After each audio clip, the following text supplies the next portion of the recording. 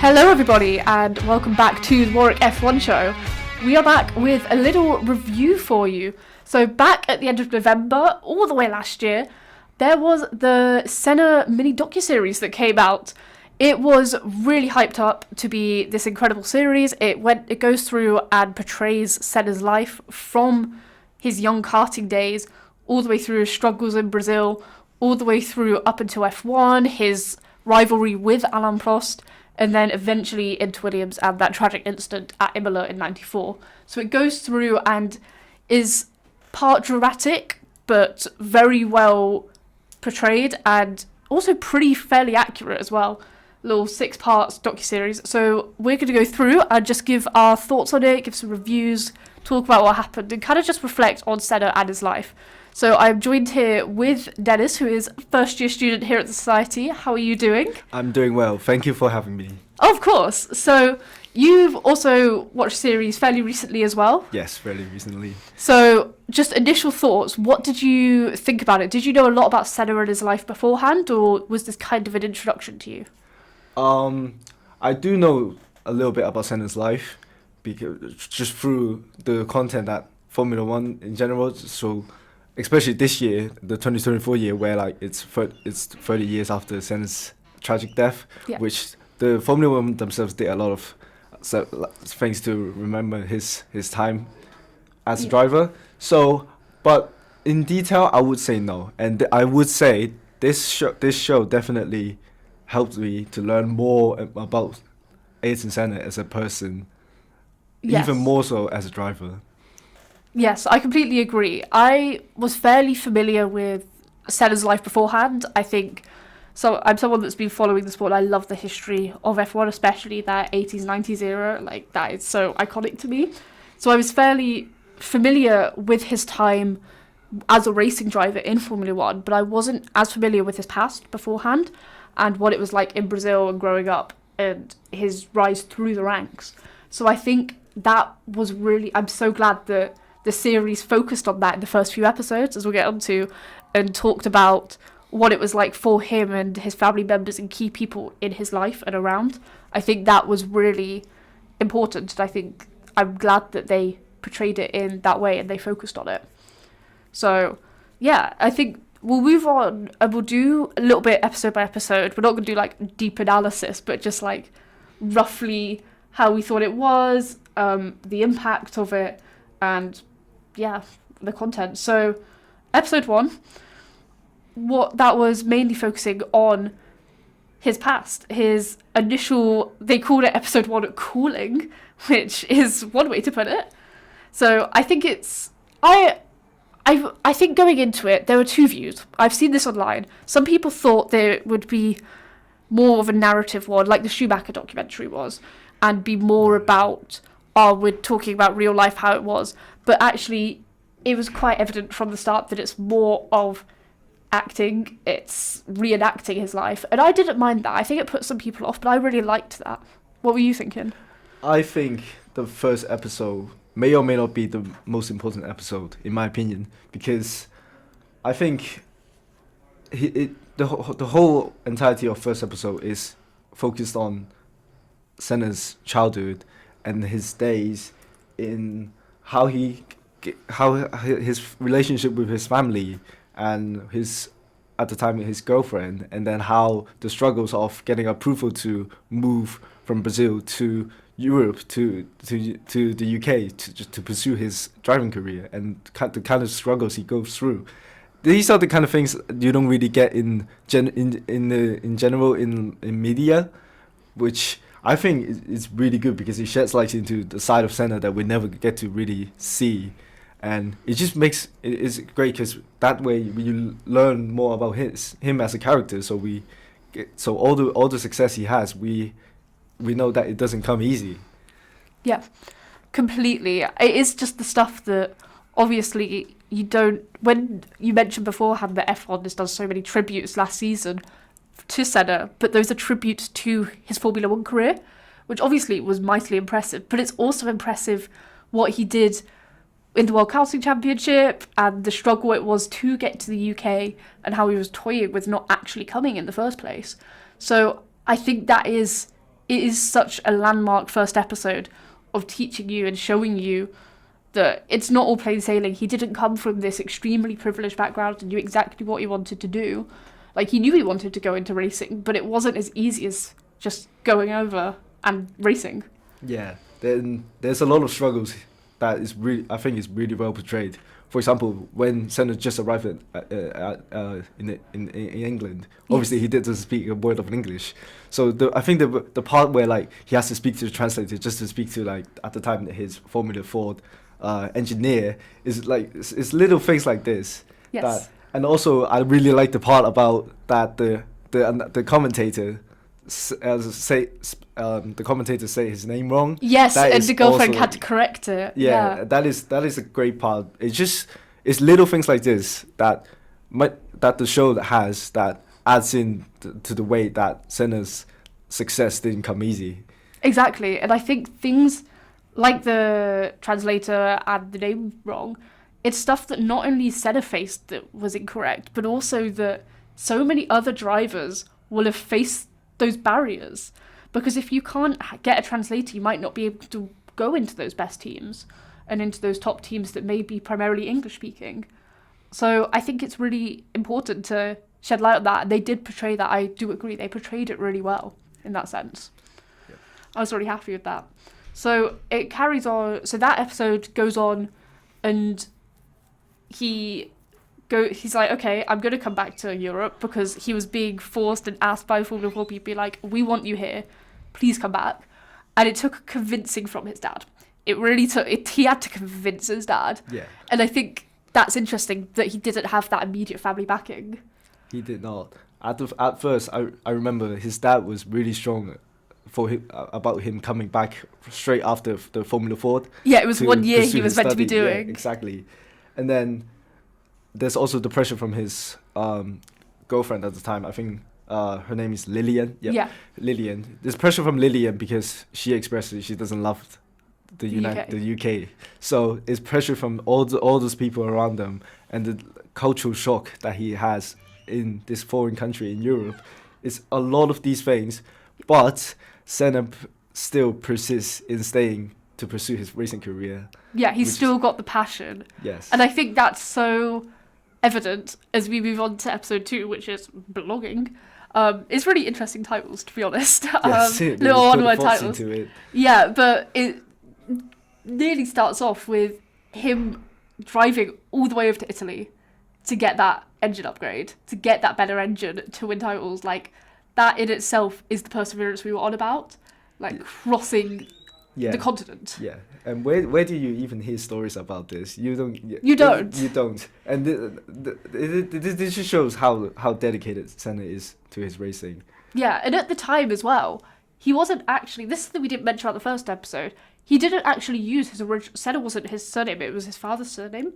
But he wanted to use the mother's Italian one instead.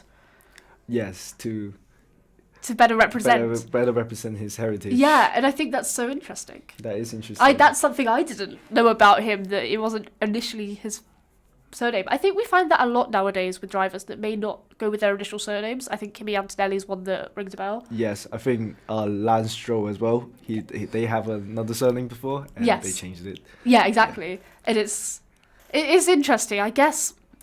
Well, this comes into a larger discussion, a wider discussion on, like, maybe culture suppression a little bit, but I don't know. It's interesting that he didn't initially use it, because we all know him as Senna now, but yes, that wasn't what it was initially.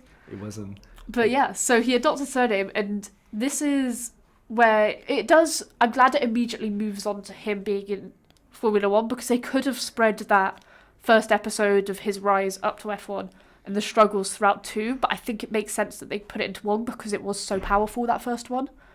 Yeah, I think the pacing in regards to that part, I think is very good. So yeah, so episode 2, we get him getting into Toman, which is at the time sort of midfield team. They're quite good, but yeah, it wasn't amazing. Yeah, it wasn't amazing, but obviously Senna, being a driver for that team, took it to another level. And I think especially in that second episode, it mentioned the 1984 Monaco Grand Prix. Yes. And that is the first time we see Senna's actual magic, racing magic, put on display. Yeah, in that show. wet weather drive was insane. And I think the portrayal they did of it was really good. Yes, and I also like the bit that if you don't know, 84 Monaco Grand Prix, Senna was on a leading strike. He was on a winning strike. He was gonna win, but it's a red flag that took that win away from him, which is foreshadowing. I think foreshadowing quotation marks a lot of things that happens in the upcoming episodes. Yes, exactly. And I think obviously this also shows, I think it's good that throughout the series they didn't, obviously it's the focus on Senna is from his viewpoint and his life, but they also showed a lot of the dynamics within the FIA and within the higher team personnel, because obviously you see the other drivers that are impacted, but it's not as focused, so there's a lot of look at Lauda and of Prost, and you see these characters, but then you also, which you expect, you also see the FIA, so it pops. With that Monaco Grand Prix, they pop to the central FIA station office, where they talk about red flagging it, and you see the aggression, you see the frustration that the Tolman team are like, what are you doing? Yeah. This is insane. It just shows Senna's personality even well, I think. So he's dedicated to win. His determination. He's determined to win. It's his ultimate life goal to win, and no matter what it takes, and yeah, it is. It is really it's cool. I think that is where, because obviously it ends with that 1984, but obviously as we've said, it alludes to we'll see Monaco again. It's not the only time. And I think for people that know history of F1, I think it's good that they focus a lot on it, and I think it is really... They did do it well. There are, maybe not in this one, but there were some little technical issues that happened throughout, for example, with the first... I do want to jump back to the first episode, because that track that they were doing the testing on, they actually went to that track quite a lot throughout the Formula Ford series, and they didn't try and show, and even use a green screen or some simulations to show other circuits that they could have been racing at. It was always that one circuit. So is it? I did not know that. Throughout that first episode. So they could have, the direction they could have, with a budget of 170 mil, they could have maybe done some filming at other locations. That is one criticism I would give it. But other than that, there were some other little things, but yeah, those first two episodes, I think we really see the evolution of Senna and the determination that he has to get those titles, and he is willing to go through anybody. He doesn't really care. He was going to overtake Prost in the end. He did not care that there were more established drivers.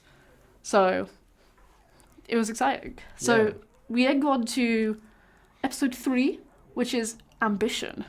So Senna moves to Lotus. He said that he is going to stay loyal to Tolman, and he did not stay loyal after 1 year. He did not stay loyal to Tolman. I mean, yeah, the title ambition, it shows another part of Senna's personality. Again, but going back to he will do anything to win. Yes. Even if it means switching teams to a faster car. Yep. And disrespecting those that maybe are closest to you. Yeah. He will do it. He wants that. He has that drive. And I think that's what makes him such a good extreme driver, and such an iconic driver. That era as well was very known for cutthroatness. We had James Hunt in the decade before that was so cutthroat. Yeah, and definitely. It's not like nowadays where I think you wouldn't see drivers jumping from big team to big team being that disrespectful because of social media and the media presence. But back in the 80s, this was a very common practice. But you would maybe the disrespect was a bit much, but they portrayed it well. They portrayed it very well. Yeah, so he jumped into Lotus, which he did pretty well at, funnily enough. Yeah, funnily enough. And it is also the team that initially, before he joined Tolman, that did not accept him as a driver from Formula 3, which is a little funny Yeah. Funny foreshadow again. It A is. lot of foreshadowing. Completely, but I think a lot of his life is foreshadowing, to be honest. But yeah, he won his second race at Lotus, He's won his second race, which is insane. Yeah. For a team that even though it was a good team, it wasn't like the top team at the time. It was still a McLaren decade. McLaren and Ferrari as well did pretty well. So it was pretty insane, and that really hones back to the 1984 Monaco. We saw that light in that second race win. So yeah, he was on top of it, but he didn't get the success at Lotus that he really wanted. This episode moves fairly quickly from Lotus onto him joining McLaren after Prost wins his 2 titles. So Senna wanted to go McLaren, I think from early he was looking at McLaren as like one of the top teams, like, right, this is where I want to be. If I want to win titles, this is where I want to be. Yeah, it was at this point that the rivalry this episode is the start of the rivalry. Yes, it is the point that Prost and Senna recognize each other and then see, oh, okay, this guy, he might be an opponent, he might be something.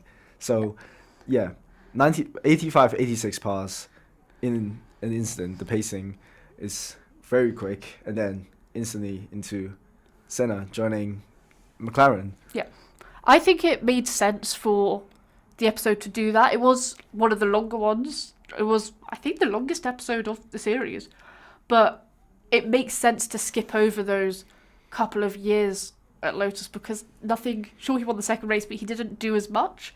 And I think the section of Senna's life that we all know him for is that McLaren era and that rivalry. So you want to have that focus, and you want to kind of get in and get those little nuggets of new information that we may not have known. So I completely understand why they skipped over that very quickly. But yeah, we get the rivalry straight away. We've got this young guy, Senna, coming into the team with the established Prost, who's just won 2 titles there. And yeah, it gets a bit tasty. It does. It definitely will in the future. Yeah, and there's a lot of mind games that were happening. I think one thing I remember is that Japanese Grand Prix and all the mind games that happened and the frustrations, getting Japanese annoyed. Grand Prix. The Suzuka Grand Prix is a very relevant part of this show, I think. Yes. And yeah, because as a final or penultimate race of those seasons, it is often the title decider. It is. So a lot of things happens in those. And there's a lot less. We've got to remember that there's a lot less races in this era. We don't have the 24 races that we used to. The points, there's a lot less points on offer because it's not this big point system. So that's why I think a lot of the tensions get a lot more heightened because there's less points on offer, and the teammates, they don't have second drivers in that sense. Like Prost and Senna were not second drivers. They did not. Yeah. They were both number ones, and they got frustrated at each other over it. Right. So I also like the bit where in the 88 Japanese Grand Prix, I also really like the part where the show portrays a little kid in Brazil, a Brazilian kid that wakes up at the midnight to watch Senna race. Yes. I think that is also a part that comes up quite often in the show, is how Senna's impacted the country of Brazil and the people. And the region that he is from especially, they had big screens up watching it and waking up at the crack of dawn, like you said. Yeah, there's every TV in every restaurant or bar or pub are watching him. There's a wall of graffiti of him. Like the children's are like, I think this might be in a later episode, but the children's are racing. Racing cars. Yeah, like carts they've made themselves, out of wood, and had to be pushed. And people in Brazil idolize this Senna a lot, and I think these are again parts that we don't really see, but it's very much relevant. Yeah, and I think we all assume obviously Brazil does idolize, but they had this graffiti wall. They had all the people waking up so early before Senna had even won a world title. That's the thing. He was flying the flag despite having not won a title. So it was just showing the impact influence because he came from humble upbringings. Like more humble upbringings than a lot of the drivers, especially in that era where it was, especially in the UK, a rich white man sport. Right, it is. And for Senna, that's not how his life was. Yeah, so yeah, the impact. So obviously, it's had a great impact on the Brazil. Yeah. And then and then at the end of the episode, we also see a little bit about Sousa. Yes. Which is Comes another onto part her. that not, especially if we only know Senna from Formula One, is another personal part of his life that we don't really know about. Again, so Yeah, I think, so it comes, it's kind of introduced subtly at the end of episode 3, and then on to 4, it starts with the title Passion. It does come on to him dating Sousa. I had no idea he did. I didn't know who she was, to be honest, but it is... Me neither. I think it portrays, because she's a big superstar back in Brazil, and Senna's obviously, he travels a lot with F1, so I think it really shows that, and I think it does a really good job at reminding people some of the sacrifices that people in relationships, especially if it's long distance and over continents like that is in Brazil, have to make, especially in the era there was no telephones, there was no communication. Yeah. They had to write letters, so it is really different, and I think it was really tricky for her and for him having this dating, but I think that's a lot of the off-track stuff that, like you said, we don't get to see usually. Yeah, and going back to the on-track stuff, we get to episode 4, we get to the Monza 1989, which is again, I think it's when the Prost and Senna rivalry gets to its boiling point, I think. Oh, it completely implodes. It completely implodes. It is about this point where we get details like McLaren garage having to like pull curtains to separate, just so Senna knows that there's no favoring in the team. Yeah, like even though he was the one that had the real good relationship with Honda at the time, he was meeting before joining McLaren. This is something that interested me. Before joining McLaren, like to bring Honda over. Oh no, he was in McLaren at the time. To bring Honda over, they had the meeting in Japan at this random Honda, karaoke bar. Yeah, with Honda himself. And it was Ron Dennis and Senna, but not Prost. Prost was Prost. not there. Yeah. So I think that's probably where a lot of Prost's frustration came to, because Prost thought that he was getting favourability and Senna thought Prost was getting favourability, and neither of them would concede on track. Yeah, because obviously before that, Prost already won 2 titles for the team, but now a new Senna joined in, and suddenly he's getting the treatment. So I get from Alan Prost's point of view, this is kind of unfair treatment. So it's interesting to see how that dynamic grow. Completely. As Senna stay in the team longer and longer. And I think it was it this episode that Prost threatened to leave? Was it this one or the next one? He was like, I think it's this one. Yeah, because they had to put the barriers up, that he was just like, I don't want to do this. If you're going to keep favouring him, like, I am out. I'm going to leave this team. And it was all big in the press at the time, with the newspapers, because they had big arguments just in the pit lanes and in the behind the scenes in the garages. Yes, and it is also this episode where the first time it's this episode that the infamous 1989 Japanese Grand Prix happened, where Prost crashed into Senna. Yes, because they had to. It was the penultimate race, but they had to win. It was in Prost's favour. Senna had to win it to get the title. To win it to keep the title alive. Exactly. So Prost then crashed into Senna very controversially. There are times like this that happen multiple occasions throughout those couple of decades, like 70s, 80s, 90s. We don't see it as much anymore, which is good. But it was for a race of this caliber, of this standing, where it is basically a title decider at this point, for Prost to crash into Senna and immediately crowning himself the title of 1989. Because there was the whole controversy of who's getting the title. Senna restarted. He was able to restart the car while Prost abandoned it, because Prost was like, well, I've won the title. Like, Senna's not finished it. And then, even though Senna could have, like, stayed in contention possibly, because the marshals pushed his car to restart it, he got disqualified. Yeah, he did. That was crazy. Like, I'm glad they portrayed it in that such high tension as well, because that moment because it was hours they waited. Yeah, it was. Because it was the portrayal in the FIA office, everyone, so many people saying, does it count? Does it not count? They didn't know. No one knew. No one knew. And then at the end, the decision was made, okay, it doesn't count. The marshals didn't follow the right procedure. Process, the 89 that impact champion. on Senna. The impact on Senna, and especially the next race, post-race interview, the press conference with Senna saying about the FIA, comments about the FIA, Yes. again bringing that tension between Senna and the FIA Yes, back that we've to the table. Yes, because we saw that earlier with his comments towards Malaysia, and we saw it here again with the FIA conference. And that moved on to the 1990 season, where it was another Senna Prost title race, like we saw a lot in those years. It is another one, but this time it's different. Prost actually left the team. Yeah. At the end of 89, he decided. Oh no, end of 90. Oh yeah, No, 90. 89, yeah, because 89. it was in and then 90. Ferrari. Yeah, 90. He's officially in Ferrari now. Yep. Yep.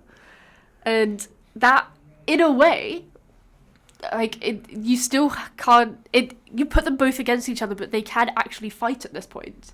Because they were fighting before at McLaren, but it was within the same team. But now, seeing one at Ferrari from one at McLaren, it was interesting to see how the tension didn't go away. It only got worse in the end. It did got worse because the same thing happened again. History, We repeat history itself. just repeats, doesn't it? And it came down to Suzuka. But this time, the table has turned because this time the crash, Senna became And it was champion out of right it. at the start. It is right at the start. Literally first lap. And bringing in another point from the last episode about the FIA, this crashes because of the grid position. Because the pole position is in the inner line of the racetrack. So technically, the outer position, which is the second position of the grid, actually favors the racing line more, which is another thing that Senna talked about to the FIA about. They didn't do anything about it. Yes, because he wanted it changed from last year, and it didn't get changed. Yeah. And I think we still see that issue now. There are a lot of, in my view, circuits where getting pole, and we still know this, that isn't favourable. You want to start second. You don't want to start in pole position, and that is something that the FIA needs to address, and it's something that Senna at the time tried to bring up, and the FIA completely dismissed it because the drama, and they don't want to do all the changes. And I think that's justifiable, Senna getting annoyed over that. Not too justifiable crashing into your rival. Not too justifiable. Even though Prost did it the year before, we don't support that. We don't support Senna doing it in 1990. Yeah, and it makes it worse by Senna saying, "Oh yeah, that crash, it was deliberate. I did it on purpose. He admitted I know what I was doing. Yeah. I knew what I was doing, and I did it. I crashed into him deliberately." The 1990s really was a decade of drivers in World Championship positions crashing into people. It really is. was. Like, I'm thinking Schumacher as well. I'm like, thinking of Schumacher as well. Yeah, they did that. But it is... So, with this time, though, Senna got the title. I think that's both occasions, actually, where the driver that crashes into got the title, which shouldn't have happened, but it was what it was. They are absolutely fuming. Like, both of them... Their relationship at this point, we think, literally cannot get any worse. It cannot get any worse. It has hit rock bottom, which, again, and another thing about this crash is Senna's relationship with the media. Yes. Because in this show we get a fictional character called Laura. She has been there since episode 1 as a reporter. Yeah, the Ferrari journalist. The forward days. Yeah. Yes. So I think this edition of her character acts as a sort of vessel for to portray Senna's relationship with the media as well. Yeah, because she is Portuguese speaking as well. Yes. So after the 1990 Japanese Grand Prix crash, Laura wrote a article about Senna saying that Senna is setting a bad example for Formula One, which I think it's another thing that I think Senna's response to that is again very inspiring. Is he said that that I would prove myself on track. Yes. And it doesn't matter what other people say about him.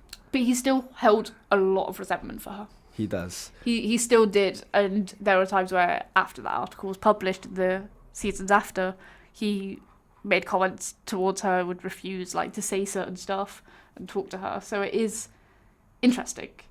I didn't know stuff about his love life really, but I was thinking that maybe he would get with her at some point, but yeah, I don't know. Didn't happen though. It didn't happen.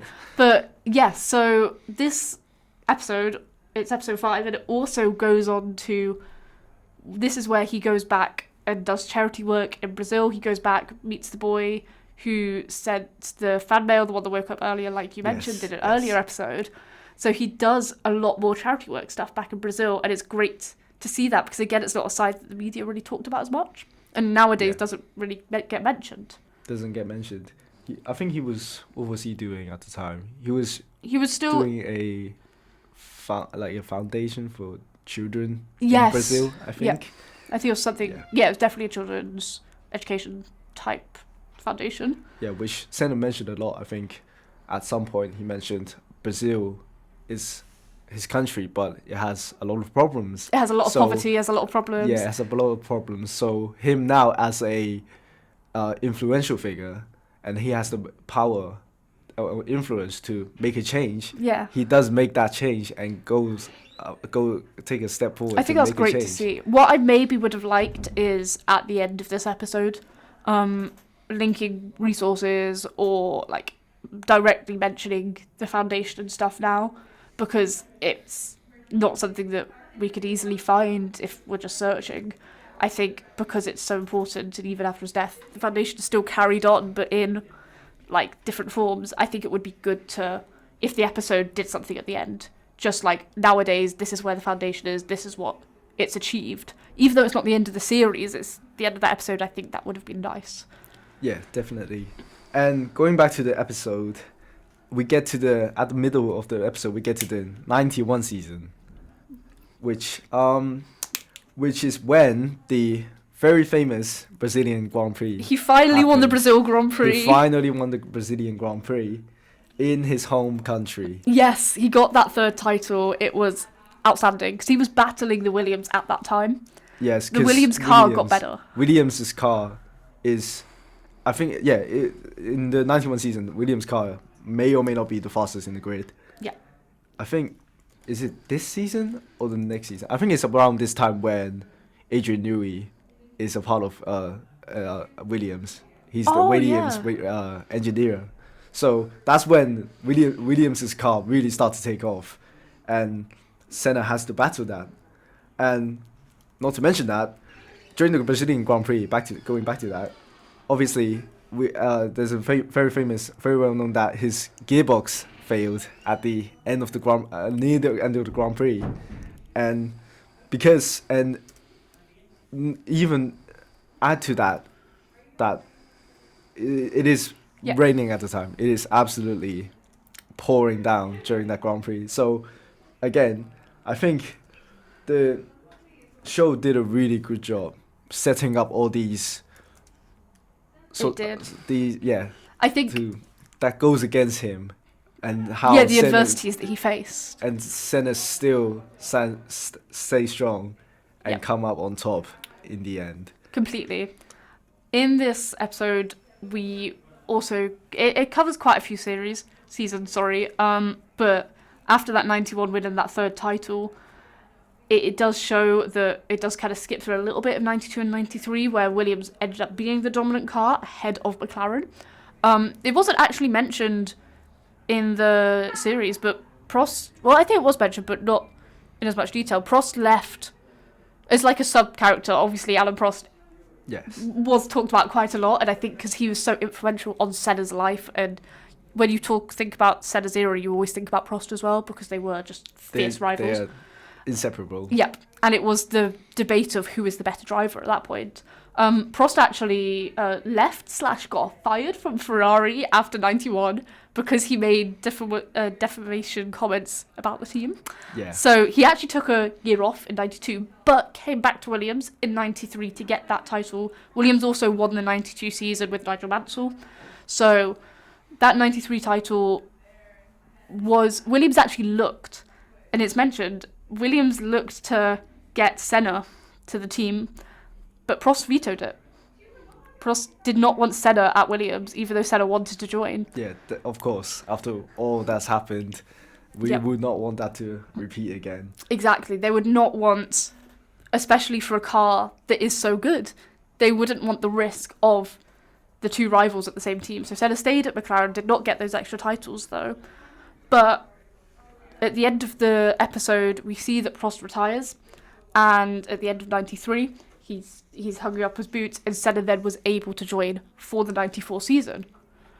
Yep. And that is where the episode ends, and then we go on to the final episode, which obviously, basically, like, there's regulation changes, which means that the Williams car actually isn't as good as it was in the previous seasons, which is unfortunate timing for Senna. Yeah, it didn't have, because in 93, why the Williams car is so good is because they have more computers to work on, for example, like traction control, that makes the car way safer. In 1994, they removed that. Yes. So, yeah, again, may or may not cause the incident that we are going to talk about in a bit. Yep. So this final episode, after it mentions that, it obviously 90% of the episode is focused on Imola, because it's so soon into Senna's, like, it's so soon into the season, so soon into the Williams era. Like, there was the potential for it to be so many years at Williams, get them back up, but obviously it focuses on Imola and the poor condition of the circuit. I'm really glad that they did look at and highlight Barrichello's crash and Ratzenberger's crash and ultimate death. I think it is really important they mention that, because they easily could have skipped. Obviously, that was a big part of the weekend, and I think I will critique F1 this year for not highlighting Ratzenberger as much. Well, last year, like 94, where they did all those tributes, because sure, Senna's a 3-time world champion, and he is up there as one of the greatest of all times, but Ratzenberger was also crashed and was killed that weekend. And F1 this year really didn't commemorate that and do a reflection on his life, because if it wasn't like the changes that were made, I know we come on to it with the GDPA and that being set up, but it wasn't just, sure, Senna had a big part in that. Senna's death wasn't the pure reason it was set up. Ratzenberger and Senna's deaths both in the same weekend. That is one of the big reasons why. Yeah, it is. And the series did mention Ratzenberger quite a bit, and I'm very thankful for that. Yeah, they gave him lines, they gave him a role. Yeah. So, and I think his death is also portrayed quite well. Yeah, it's in a very tasteful way way. On the grid, and teams saying that, oh, we're not going to race tomorrow.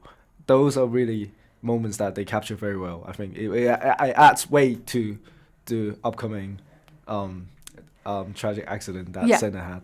Yeah, so then it is, obviously, they don't continue with qualifying. Teams are like, we do not want to race, we do not feel safe. Senna as well is terrified, and he's obviously, the drivers are going to race because it's in their blood, but they want it to be safe. They don't want awful conditions where drivers can get killed. So they actually patch up. This is where Prost and Senna start patching up their relationship. Yeah, there's the talk in the grandstand between Prost and Senna. I really liked that scene. That scene is one of the highlights. Yes, it really was, because it showed Prost is retired. They don't have to hate each other anymore. They can respect, and they can come together on this one aim of driver safety. Yeah, because that's something that the whole grid was ultimately concerned about. It's just, I think it's sweet that it's sort of this rivalry gets a kind of bittersweet ending to it. So Yeah. yes, Prost retired, and then but during that talk, we can really tell that their relationship is not really hostile anymore. No. They're just trying to solve a problem that they are both Yep. facing right And now. the problem is the FIA. The problem is the FIA. Yeah, shock.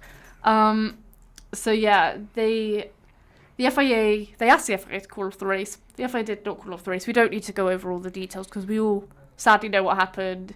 He crashed, I think, third of the way into the race and Yep. was killed on the scene.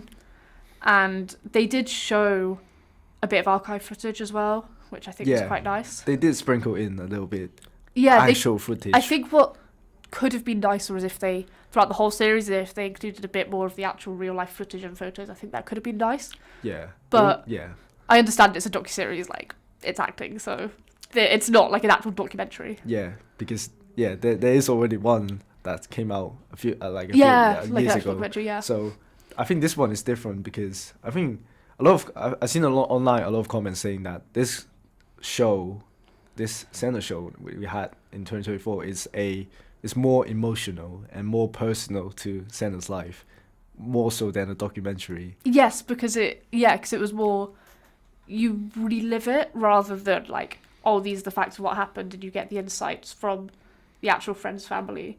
Like, it's quite nice to be able to see the storyline. I think they really did the storyline well. That's one of my highlights. Like, I really enjoyed the storyline, understanding what's going on. It was all very clear, and they didn't spend too long on bits that weren't as important. Yeah. Like, each episode had a kind of flow to it, and it each had set sections, but it worked out well within the series. It worked out. And yeah, just building on the point you're saying, it's the structure, the pacing, the storyline is very clear. I think this show is very good. Very good for new Formula 1 Yes, that was fans, going or to be just- my point. yeah. Do you think would you recommend it to new F1 fans Oh, that maybe definitely. don't know as much about history? Definitely. Like, the show shows so many things that it beats down to the whole Senna's whole life to a level that's really easy to understand. Yeah. So it just becomes sort of like a drama series, while also keeping a lot of small details. I think that leaves the the veterans, like the veteran fans, in touch. For example, like little details like the way that Senna's driving style, like he has a very famous throttling technique. Those are very, and the way he goes into a corner, how he shifts his gear. Those are really the little things like these.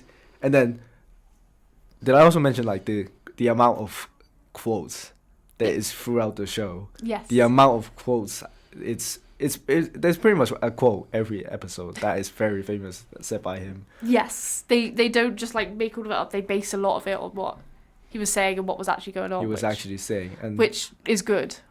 Like, sure, I think I would also really recommend it to the new F1 fans, but don't take it as like, this is a documentary. Like the Schumacher documentary I absolutely loved. I think it's one of my favourite pieces of F1 media. But I think that's more like fact-based.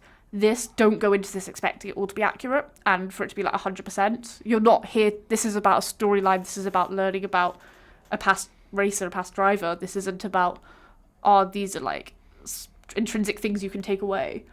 Like, it's the storyline, it's the passion. That's the main thing.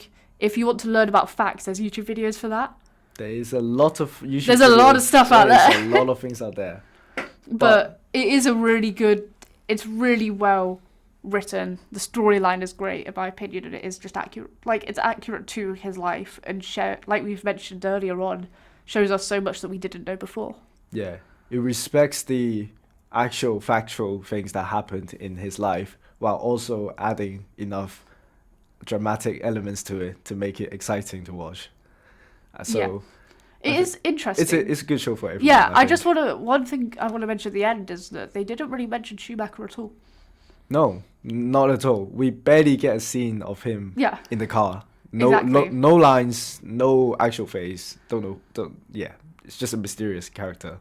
It is, and I think there did start to be a rivalry because Schumacher did come into the sport 92. I think. Yeah. As the prodigy, Yes, exactly. new kid And I on the think block. sure, it's a focus on Senna, but Schumacher obviously played a part.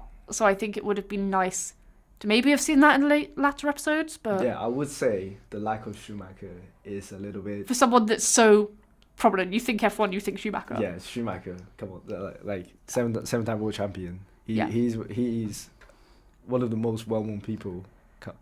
Formula 1 driver of all time. Completely. Yeah. So any final thoughts on the series?